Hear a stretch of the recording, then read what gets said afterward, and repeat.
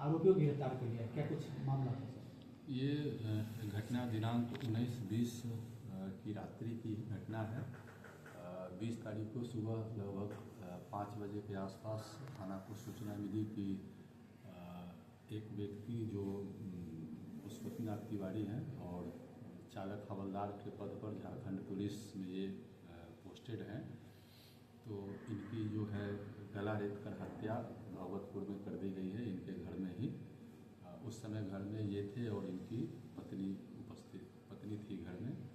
तो उसी बिंदु पर जो है जब समूचे तकनीकी टीम के साथ, FSL की टीम के साथ और बाकी तकनीकी टीम के साथ जब वहाँ पर घटनास्थल का जांच किया गया और सारी परिस्थितियों को देखा गया, तो संदेह उत्पन्न कर रहा था और इस तरह का लग रहा था कि इसमें किसी करीबी की संलिप्तता हो सकती है।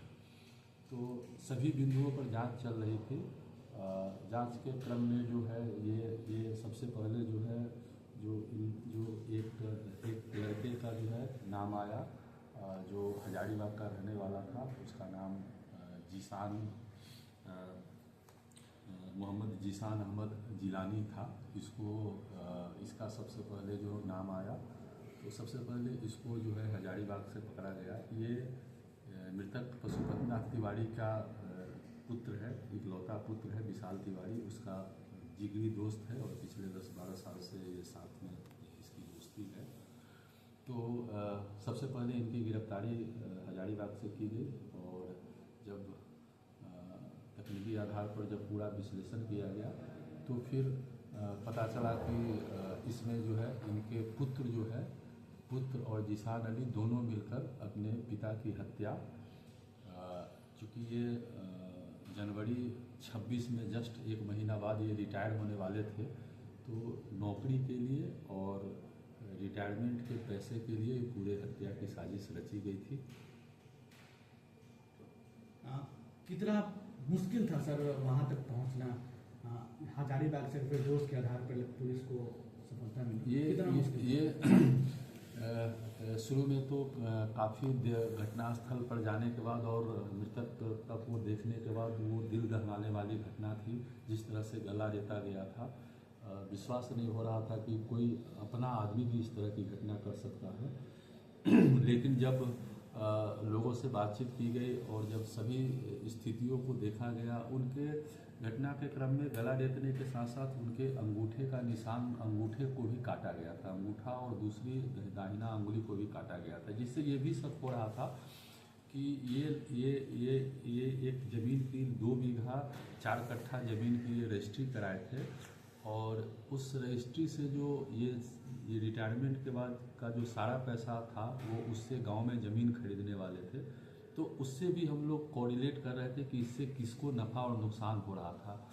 जब सभी चीज़ों को जोड़कर देखा गया और अनुसंधान के क्रम में पाया गया, जिसमें पुलिस अधीक्षक महोदय का लगातार उसमें निर्देश मिलता रहा और पाया गया कि इसमें बहुत नज़दीकी लोगों का संबंध है इस घटना से।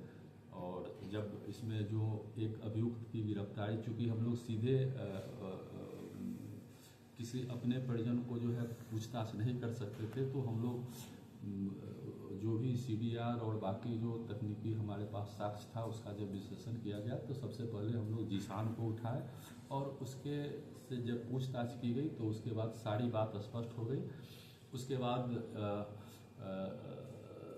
विशाल को अरेस्ट किया गया। फिर विशाल के परिवार से, विशाल की पत्नी से भी पूछताछ किया गया, तो उन लोगों के द्वारा भी इस बात को एक्सेप्ट किया गया कि ये लोग पिछले कुछ महीनों से हत्या की साजिश रच रहे थे। यहाँ तक कि विशाल की पत्नी का कहना है कि वो उसको जब इसकी जानकारी हुई कि इसके पति, चूँकि इसके पति जो है वो ड्रग्स भी लेते हैं, ब्राउन शुगर के आदी हैं, तो जब इसकी बात इसकी पत्नी को पता चली तो इसकी पत्नी 2-3 बार जो है अपने ससुर को, मृतक पशुपतिनाथ तिवारी को आगाह भी की थी कि पापा आप थोड़ा सतर्क रहिएगा, लेकिन ये इस बात को इग्नोर कर दिए, बोले कि ठीक है तुम चुप रहो, हम देख लेंगे। और लोगों को इसमें पत्नी की संलिप्तता के बिंदु पर अभी जांच किया जा रहा है और जैसे ही पुख्ता साक्ष्य मिलेगा तो उनकी भी गिरफ्तारी